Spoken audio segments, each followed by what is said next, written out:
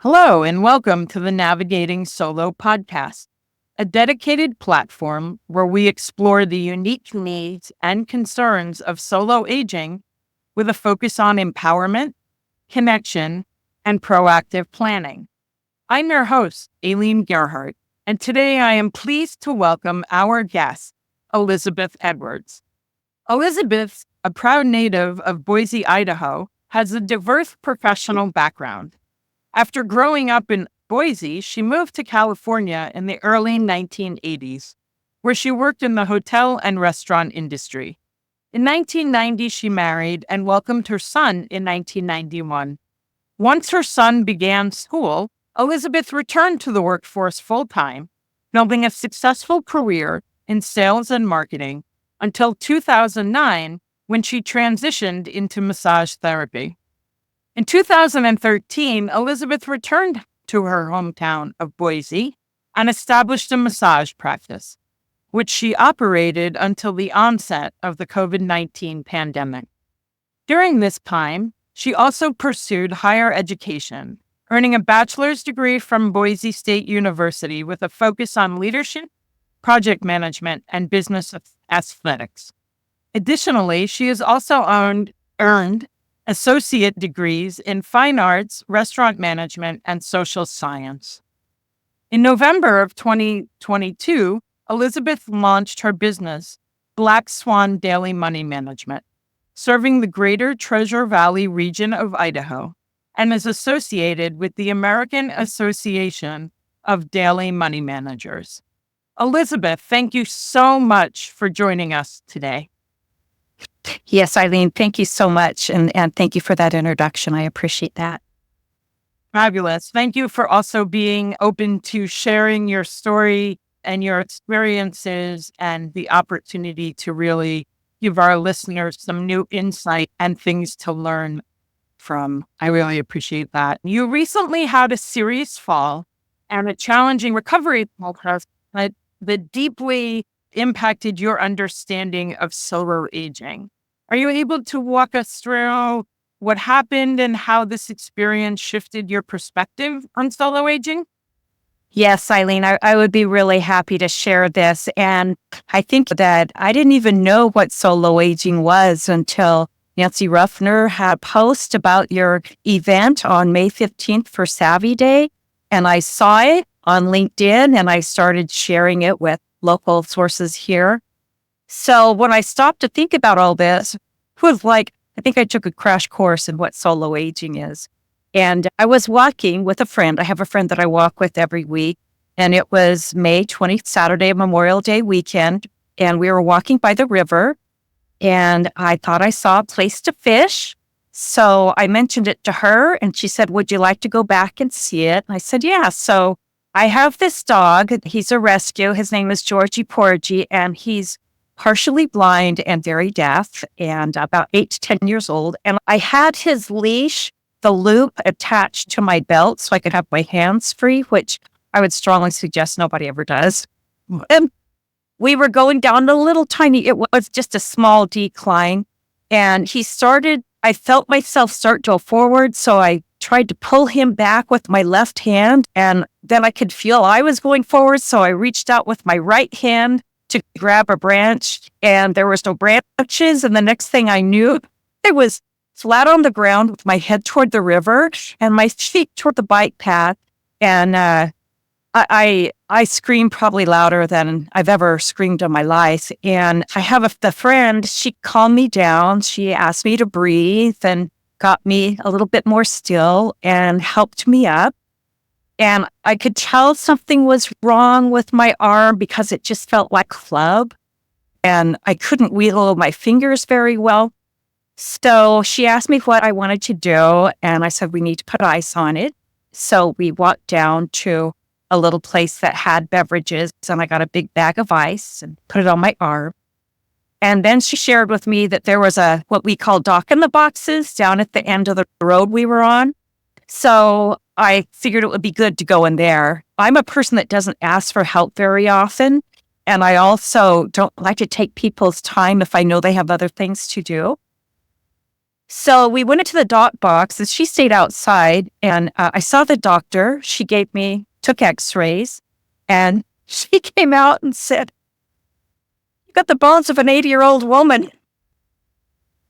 And then she told me that I had a fracture in my wrist, but she was not a radiologist, so she wanted to send it to the radiologist. I said, okay. And she asked me about medications and I told her what I took and she gave me 2 Tylenol. And so my friend took me home and I laid down for a little bit. Oh, and this doctor she gave me a left hand wrist for the right hand. Oh, And when she put it on, I was like fresh from the accident and thinking, this is weird. Is this a new kind of? So I got home and I laid down for a little bit and I was thinking, okay, what do I need to do? My car was still down there. I called a childhood friend and I told her about what happened and asked her if her and her partner could take me down to get the car and one of them could drive it back. They did that. And I didn't do anything all Sunday. And by Monday, I was in so much pain. I knew I had to reach out and tell my friends. And I have a group of friends. I call them my butt sisters because we've all grown up together. And I feel like they know me the best. And one of them had been my emergency contact. And she had just asked if somebody else would do it. So the day I took the fall is actually the day I was going to do all that work. So I ended up going through a process of going back to an associated doc in the box. It was the same one at a different location on Tuesday because that's when a friend could take me. And then they told us to go to this orthopedic place that was associated with them. So we went to them and I got the x-rays. And that doctor told me, he said, you're going to have an operation and you're going to have a metal plate and screws in your hand. And I'm like, okay, it is what it is. So then I had to wait for an appointment to go to a surgeon to see a surgeon that would do it. And another different friend took me and people have been asking me, do you need any help? Do you need any help? Can I take you? And I'm like, no, it's covered. No, it's covered because the friend that took me to the surgeon had told me that she would take me to my operation. And I asked her like 3 times because she'd taken this job and I knew the job was a very erratic kind of, a lot of moving pieces. She said, no, I'm sure. And then I got a text on Sunday that she couldn't take me because of her job. And that kind of, I guess people say trigger, I get it triggered me because every morning I was waking up and as soon as I get up, all the pain would rush down my arm.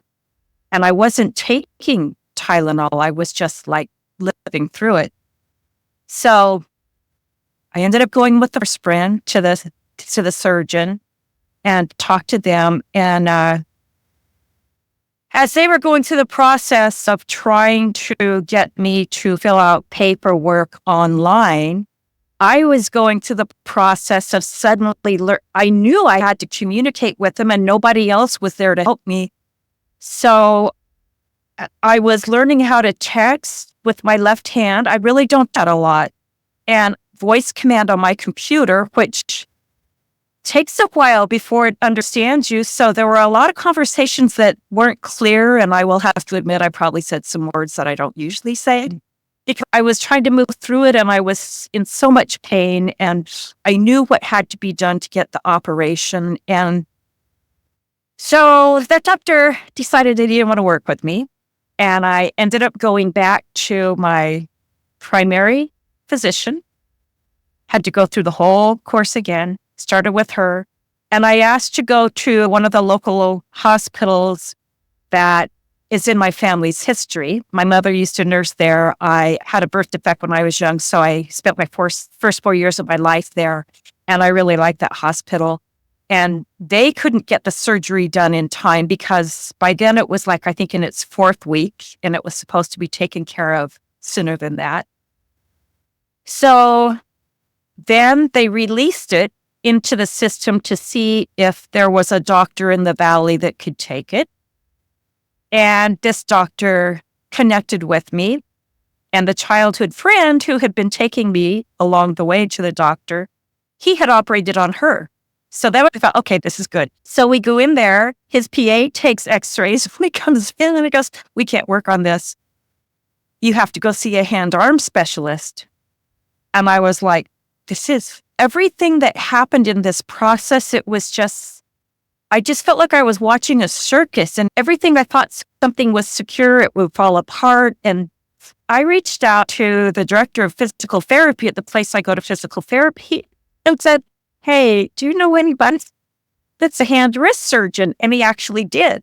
And he actually had gone to school with this gentleman. And so he referred me to him. And I just called him and said, look, I need to get a surgery. I knew after I went to that second surgeon and his PA told me we can't operate on this. I knew I had to get somebody else in there because I knew that I thought I was advocating for myself, but as we all know, when you're in pain, it's really hard to navigate through life sometimes. I knew I needed somebody, and I reached out and left a message on one of my colleague phones, who is a patient advocate. I found out about a week later she'd been out of town. When I didn't hear from her in a few days, I reached out to another colleague who is a patient advocate and a death doula. And man, they both just jumped in and started helping me. And one of them went with me to the hand surgeon, not interview, the appointment, so that she could ask questions that I didn't even know to ask, which was very helpful to me. And then the other one, she basically rearranged her schedule to take me to the surgery, bring me home, make sure that she was there until somebody else came, because in Idaho, you have to have coverage for 24 hours or they won't operate on you. And then she came every day. She made me take that medicine every 4 hours, which I probably wouldn't have done. I probably would have taken it, fallen asleep. And even in the middle of the night, she made me get up and ice my arm where I could. She made me eat. After about 2 days, she made me get in the shower. And the other one took my dog and took care of Georgia Porgy for a week. So these two women basically just rearranged everything to help me navigate through the process, because I'd been so focused on getting a surgeon. I honestly didn't think anything about post-op, not at all. I think the whole notion, as you said, when you're in pain, when you're the patient, right? No matter what your professional or personal skills are, how organized you are, how methodical you may be, when it's your experience, when you're living in it, it is hard to do as much. You did a tremendous amount of advocating for yourself, but you also were in significant pain, and having from the get-go the support and backup of friends to help, even just that initial calming down. And exactly. And then, okay, what could the game plan be? And navigating the initial treatment and then follow-up treatments, and being able to land on connecting with a patient advocate, which it sounds, based on your own professional experience as a daily money manager, you knew about other pros who might be good partners. And so landing with reliable patient advocates is fantastic. And we can certainly add some more information about the patient advocates and how you find a patient advocate and all of that to the show notes, because I know that will be helpful for some people. This may be the first time they're hearing about that, and quite honestly about daily money management as well. So we'll talk about that briefly at the end. So all of these things, it sounds, was really the first time you were navigating a lot of this solo, whether you frame yourself as a solo ager, depending on the framework, depending on the continuum of how people might self-identify. And again, for me, it's a continuum and a framework. And so having those pieces of the support system, you mentioned childhood friends, you mentioned people you have to call on, even that change in who your emergency contact may be, all of those pieces sound like they played a significant role. They couldn't change any of the pain you were going through or the medical part of it, but how they supported that, how they offered guidance and navigation and just overall support, comfort, care, helped you maintain a medication schedule, which, as you said, you easily may not have, as napping and getting rest is also really important, especially medication that might induce that as well. Do you have advice for people for whom they are working to enhance their support system? For some people, that sounds like an end goal for them, and to not be, we don't want anyone to have a medical experience of any kind, but they do happen. But in terms of, there are people thinking and listening to this or watching this that are thinking about, how do I enhance my support system? Who do I put in place? Are they professionals? Are they friends? Are they neighbors? Do you have advice for people who might identify as solos, or just in general who may not feel they have that support system in place? Yes, and thank you for asking me that, because I didn't really consider myself solo, because I've got living family members. I've got a grown son that lives in another state, but I'm navigating life alone. And I would say, to have an advance directive, I think it's really important. I think anybody 18 and over should have an advance directive anymore, because you never know what happens in life. And this was a total fluke. After I got up from the fall, I saw a couple of roots, and I realized that's really what had made me fall, was hitting my right foot with those roots. But I think it's important to have an advance directive, which I had. I knew I needed to change it. But to fill that out, and yes, it's and a will and your power of attorney, I think it's important to have those things filled out. And it's not the most pleasant process, filling out your own paperwork on your own. Okay, if this is what's going to happen to me, what do I really want? But it really is helpful to other people. And I don't know about other states, but when I went to that operation, I had to have an advance directive or they wouldn't operate on me. And my next operation next week, I got a request yesterday. You have to have your advance directive. I think it's really important to do that work. And it's a simple thing that you can do. And there's all kinds of resources out there. I think there's one called My Wishes, or My Five Wishes. Yeah. Five Wishes. Conversation Project, Honoring Choices. There are a number of great resources. Yes, because the truth is that unless we become robots, unless we choose to become robots, we're all going to go through the death experience. And I was brought up in a funeral directing family, so I think I've had more of an awareness of how important it is to have. I've been around a lot of death my whole life, and I think that it's hard enough when you lose a loved one, because there's all these emotions that come up and everything that goes with losing a loved one. I think it's only makes it easier, and I think it's a gift to the living family members if you have things in order. And I would also say for solo agers to start looking into patient advocacy. I know when I was at one of the hospitals, they had a little sign that said something about having a patient advocate. You could get it through the hospital. That's good if they offer that, because a lot of us don't live in the medical world. We don't know all the terminology, and we don't know when somebody tells us what's going on with our body, what that really means. So if you have somebody that's there that knows, and really, I think if you go in for anything more than a cold or the flu, if you've got an operation or something, you need to have somebody there that understands medical terminology so that you can have a conversation with them and you can understand. If that's a very knowledgeable friend or someone who's willing to take notes and sort of parse out some of the things that may have been explained, and or a healthcare advocate, patient advocate who understands navigating the system, going back to that whole thing that when you're preparing to go into a surgery, those skills of being methodical, organized, all of that, taking notes, you're not taking notes on that gurney in that hospital robe and socks. That's not where you are. You're preparing for something totally different. And so to have other people with you that can help you navigate that, I think is always outstanding. I think the other piece when we talk about advanced care planning in general, and unfortunately, as your experience shares, like it was a perfectly nice day just going out for a walk and road took you down, or combination gravity took you down, but or a variety of things. And that you had to put that plan in place, whether that was for today,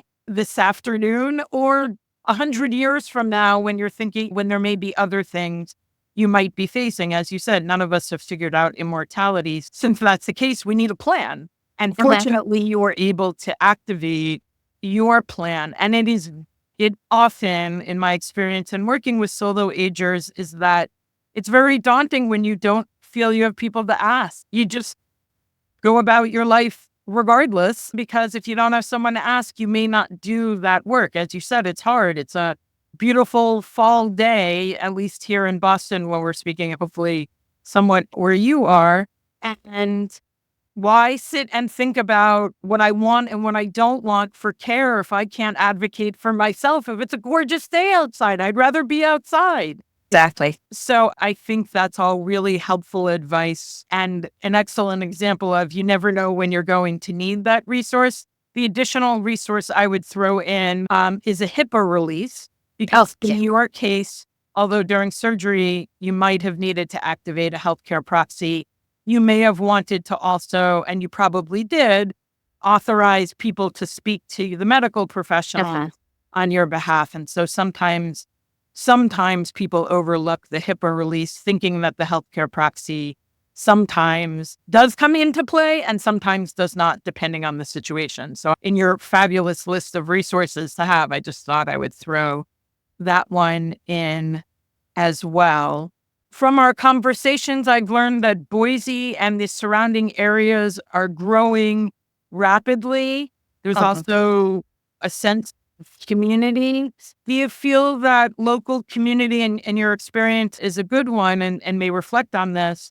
How do you think that the local community comes together to help solos or people who are in need of assistance, whether they identify as a solo ager or not? Everyone is aging from the minute we arrive on the planet. Are there local community initiatives, organizations, resources that you can think of through your own experience, through your professional experience, that have impacted you and or would be useful to share with people?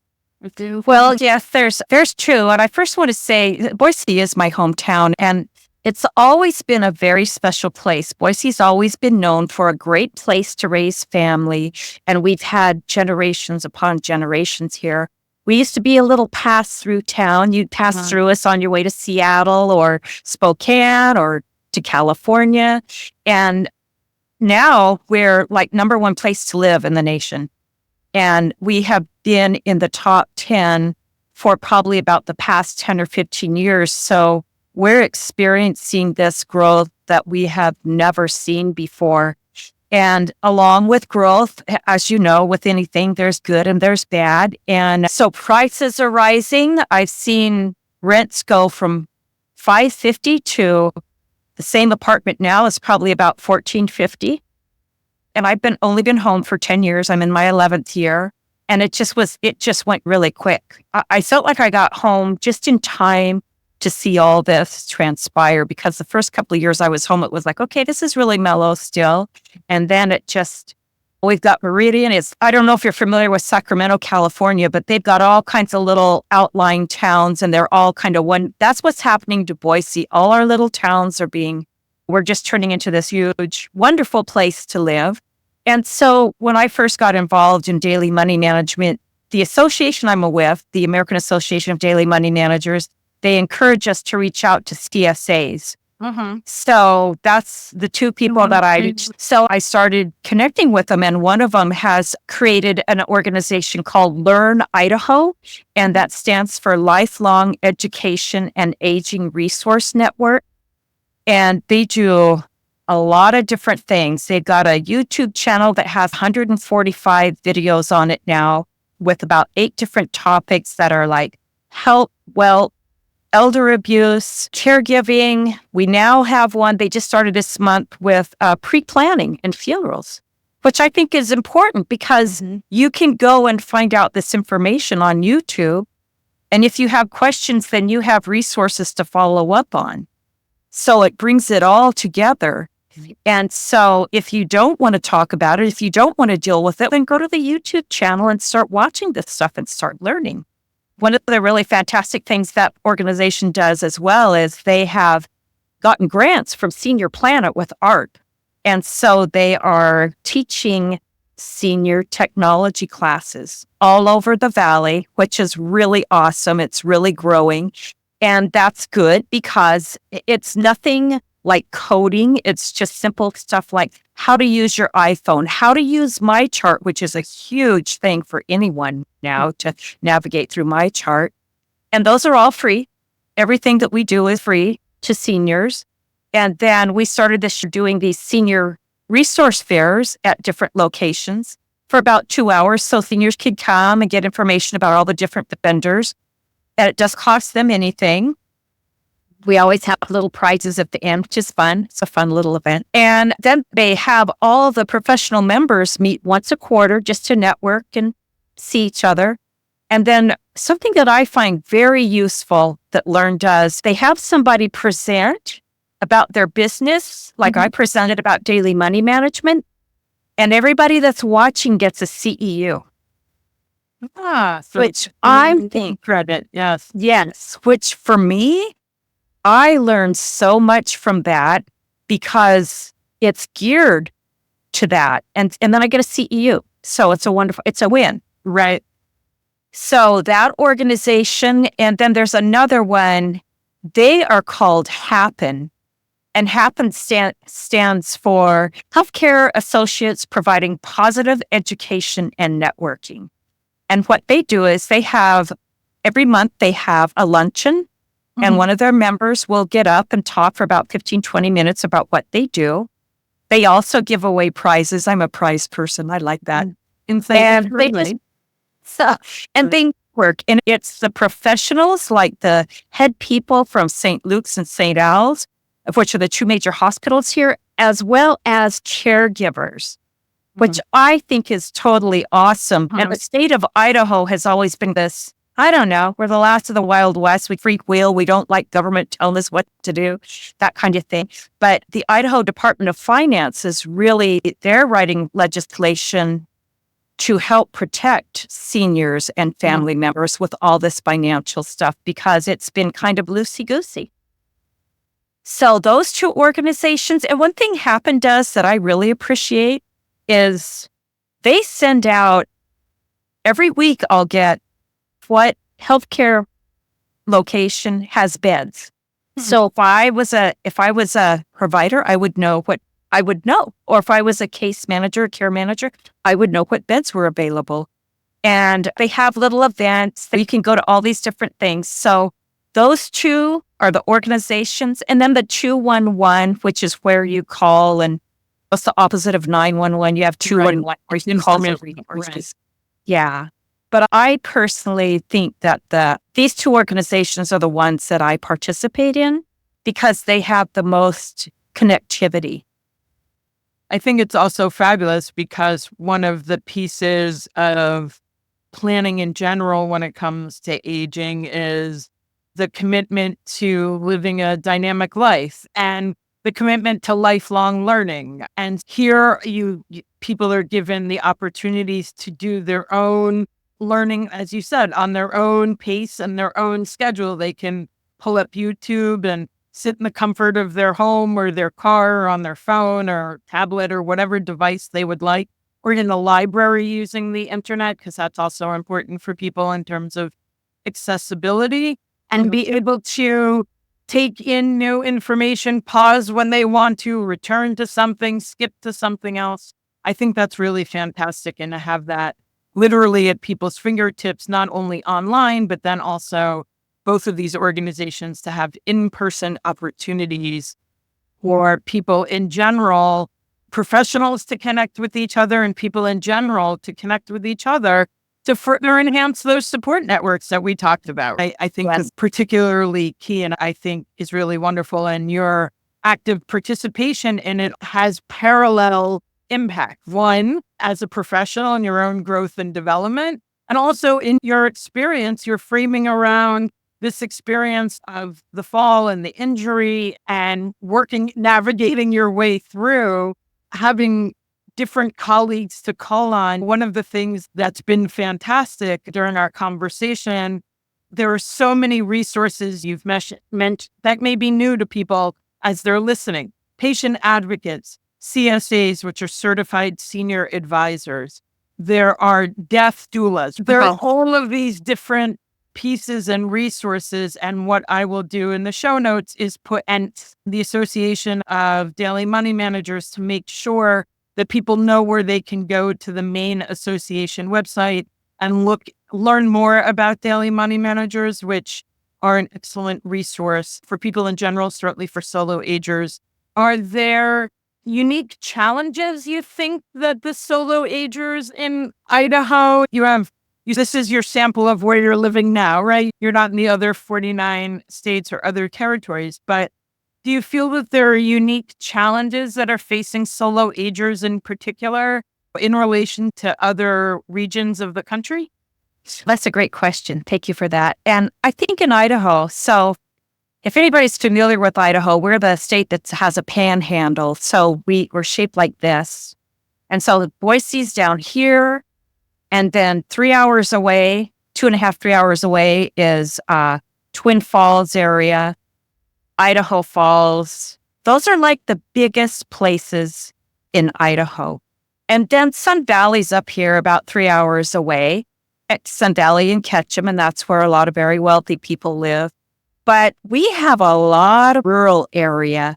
And my concern is how many people are we missing because they live in a rural area, they don't have computer access, they don't care about computers, they understand computers, but maybe they're having cognitive decline. So how do we find them and get them connected to the resources that are so available right here in the Treasure Valley? If I can share some statistics with you, I'd like to do that. So from July's 2023 U.S. Census population estimates, 21.4% of the population in rural Idaho counties are at the retirement age of 65 and older, twice as high as the state's share of 65 and older residents at 10.7%. Recent numbers provided by the Department of Labor show the state's population grew by nearly 26,000 people between July 2022 and July 2023 to nearly 1,965,000 people. And so you think about that many people, they're not throughout the whole state.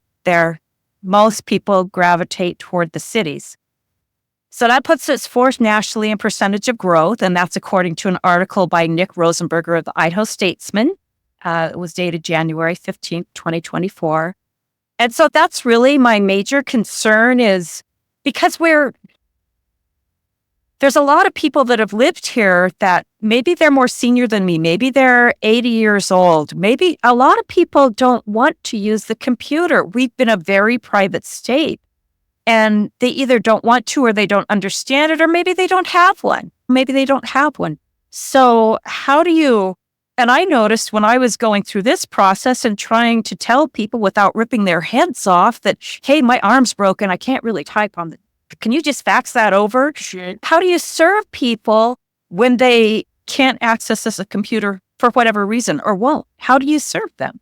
That's my main concern. Yeah, like I have that often with clients who ask for copies of x-rays or some other kind of scan, and an office will refer people to the portals for some people. So their portal, you mentioned MyChart through Epic as one of the portals and one of the more popular ones throughout the country. And so people would have to log on to that to see that. And there are people who said, I don't want to do that. Can you give me a copy on CD? The way we don't have the capability to do that anymore. Technology has moved on that way.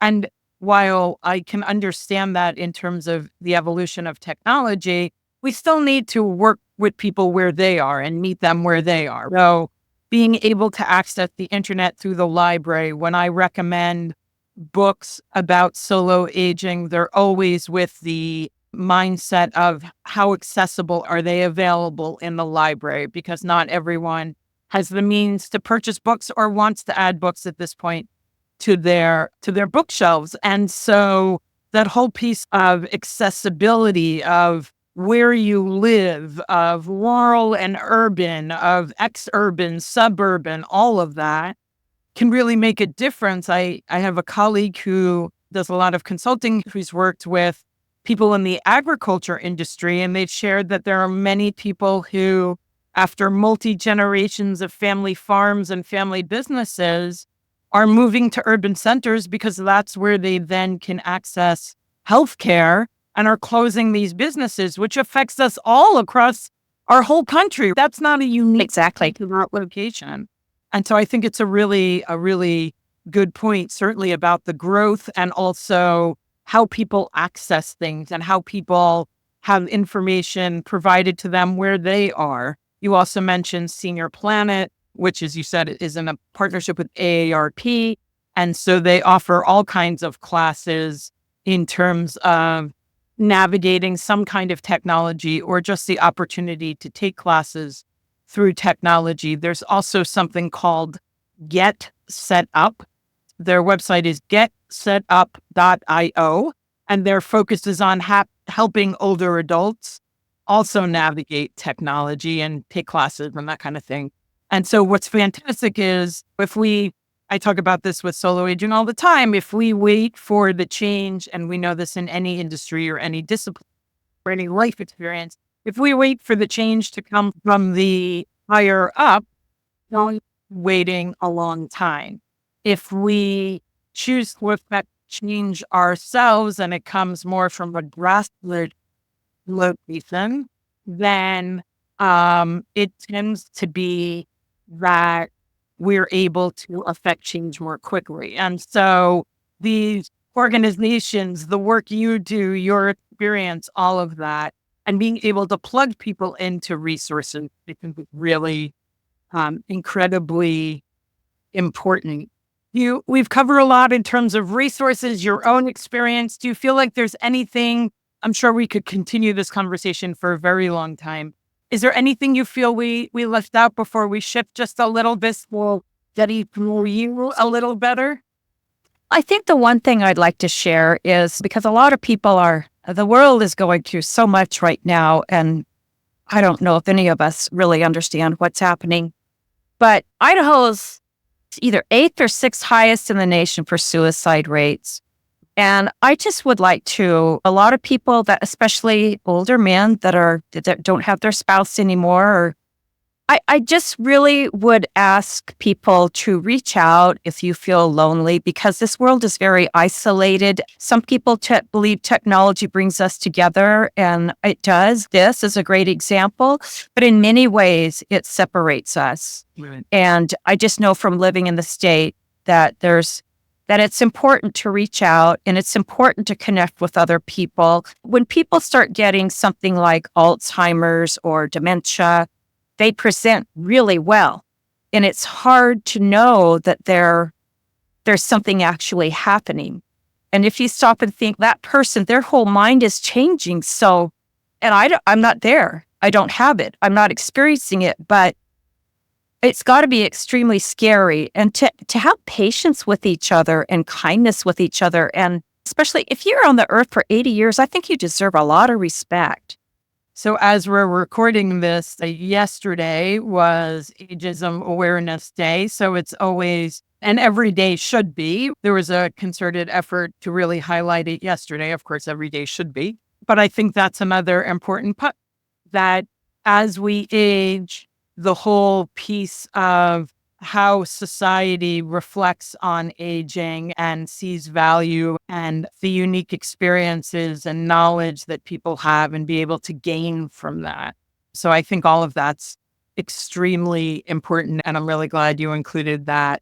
Just a quick shifting of gears before we finish up, and just to get a couple of personal insights. If there is a particular skill or talent that you had the opportunity to master instantly, what would it be and why?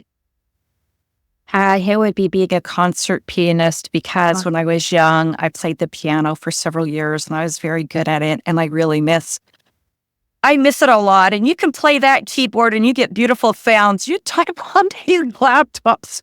Most of the time, I'd like to take him out to the shooting range. Right. So it would be, arts. Yeah. That would Do be you it. have occasion to plug into that or with your schedule? Now you're navigating preparation for surgery and all of that. But with that aside, do you have opportunity to plug into arts in the way that you find meaningful at all? I actually to write songs, and I finally found a guitarist here in the Valley that would work with me. And we recorded a song and I submitted it to the Idaho Songwriters Association. So I'm just waiting to see how people respond to the songwriting. I certainly don't want a career going out there doing concerts and living that life, but I'd like to write songs. So we'll see. It was my one thing to do that scared me for Halloween.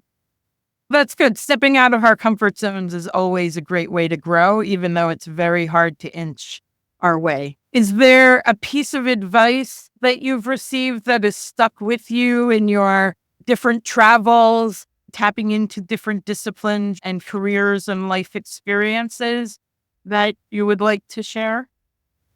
I think I was very blessed to be raised by the man that raised me. He was a very kind man, and he always taught me that people are the same wherever you go. Just treat people with dignity and respect. And that's what I try to do. I try to just show up every day and be present for that person that ends up encountering me or I encounter them. And just it seems like we're losing so much of our humanity. And I think that we need to fight for that. We need to be kind to each other and respect each other. And we've all gone through things. We've all made mistakes. Let's just be human to each other. Embrace the human in everyone. Thank you for that. And it's really been a pleasure having this conversation. And I know listeners or viewers will get so much from our conversation. So thank you for sharing your experience and the resources. For our listeners, you can learn more about Elizabeth in general and her work through Daily Money Management via her website, which is blackswanmoneymanagement.com. Given that you're preparing for surgery, I have a feeling there's a little bit of time in which you're returning back to engaging with clients, but I didn't want to skip mentioning your website in general. And we will, of course, make sure to include that in the show notes with all of the various resources Elizabeth was kind enough to mention and share. And so with that, I want to thank people for tuning in to the Navigating Solo podcast. If you enjoyed today's episode, please subscribe, rate, and review on your favorite podcast platform. And if you have any questions or topic suggestions or guest suggestions, you can email us at podcasts@navigatingsolo.com. Until next time, stay empowered and stay connected. I'm your host, Ailene Gerhardt, and this is the Navigating Solo podcast.